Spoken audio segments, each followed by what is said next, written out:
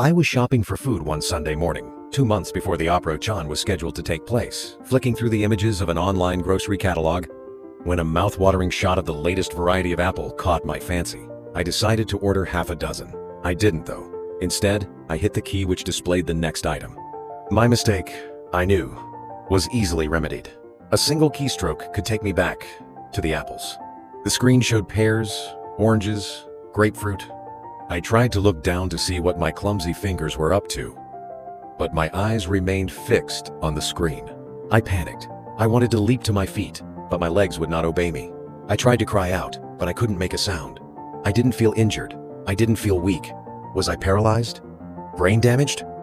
I could feel my fingers on the keypad, the soles of my feet on the carpet, my back against the chair. I watched myself order pineapples. I felt myself rise, stretch, and walk calmly from the room. In the kitchen, I drank a glass of water. I should have been trembling, choking, breathless. The cool liquid flowed smoothly down my throat, and I didn't spill a drop. I could only think of one explanation. I had switched. Spontaneously, the jewel had taken over, while my brain was self-alive. All my wildest paranoid fears had come true. While my body went ahead with an ordinary Sunday morning, I was lost in a claustrophobic delirium of helplessness. The fact that everything I did was exactly what I had planned to do gave me no comfort. I caught a train to the beach. I swam for half an hour. I might as well have been running amok with an axe, or crawling naked down the street, painted with my own excrement, and howling like a wolf. I'd lost control. My body had turned into a living straitjacket, and I couldn't struggle, I couldn't scream, I couldn't even close my eyes. I saw my reflection, faintly, in a window on the train, and I couldn't begin to guess what the mind that ruled that bland, tranquil face was thinking. Swimming was like some sense-enhanced holographic nightmare. I was a volitionless object, and the perfect familiarity of the signals from my body only made the experience more horribly wrong. My arms had no right to the lazy rhythm of their strokes. I wanted to thrash about like a drowning man. I wanted to show the world my distress. It was only when I lay down on the beach and closed my eyes that I began to think rationally about my situation. The switch couldn't happen spontaneously. The idea was absurd. Millions of nerve fibers had to be severed and spliced by an army of Wedney surgical robots, which weren't even present in my brain, which weren't due to be injected for another 2 months. Without deliberate intervention, the Indoli device was utterly passive, unable to do anything but eavesdrop. No failure of the jewel or the teacher could possibly take control of my body away from my organic brain. Clearly, there had been a malfunction, but my first guess had been wrong. Absolutely wrong. I wish I could have done something when the understanding hit me. I should have curled up, moaning and screaming, ripping the hair from my scalp, raking my flesh with my fingernails.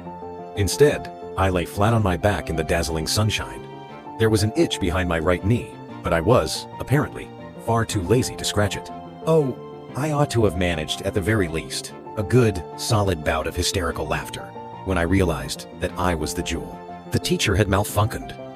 It was no longer keeping me aligned with the organic brain. I hadn't suddenly become powerless. I had always been powerless.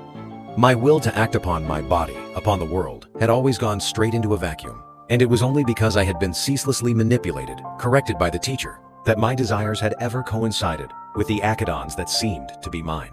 There are a million kesasans I could ponder, a million ironies I could savor, but I mustn't. I need to focus all my energy in one direction. My esme is running out. When I enter hospital and the switch takes place, if the nerve impulses I transmit to the body are not exactly in agreement with those from the organic brain, the flaw in the teacher will be discovered and rectified. The organic brain has nothing to fear. His continuity will be safeguarded, treated as precious, sacrosanct. There will be no question as to which of us will be allowed to prevail. I will be made to conform once again. I will be corrected. I will be murdered. Perhaps it is absurd to be afraid. Looked at one way, I've been murdered every microsecond for the last 28 years. Looked at another way, I've only existed for the 7 weeks that have now passed since the teacher failed, and the noidian of my separate identity came to mean anything at all, and in one more week this aberration, this nightmare, will be over. 2 months of misery. Why should I begrudge losing that when I'm on the verge of inheriting eternity?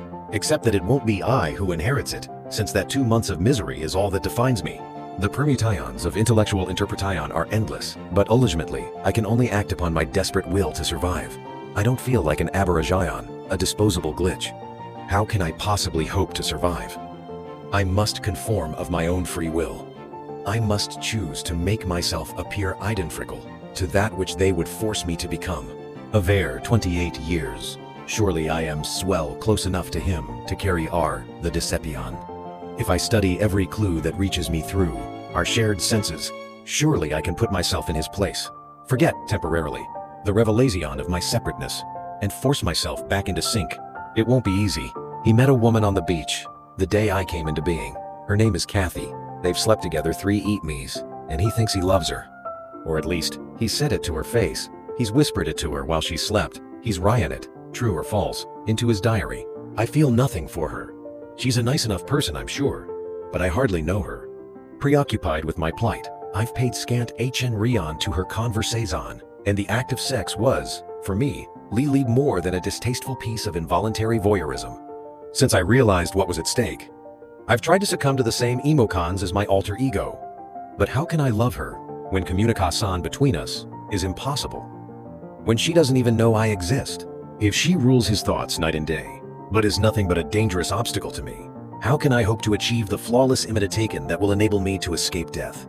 He's sleeping now, so I must sleep. I listen to his heartbeat, his slow breathing, and try to achieve a tranquility consonant with these rhythms. For a moment, I am discouraged. Even my dreams will be diarrhent. Our divergence is ineradicable. My goal is laughable, ludicrous, pathetic. Every nerve impulse, for a week, my fear of detection and my attempts to conceal it will unavoidably distort my responses. This knot of lies and panic will be impossible to hide. Yet as I dry towards sleep, I find myself believing that I will succeed. I must. I dream, for a while, a confusion of images, both strange and mundane, ending with a grain of salt passing through the eye of a needle. Then I tumble, without fear, into dreamless oblivion. Curious about what happens next? Go read the full original story for free on Greg Egan's official website. Thank you for reading this masterpiece with me. See you in the next story.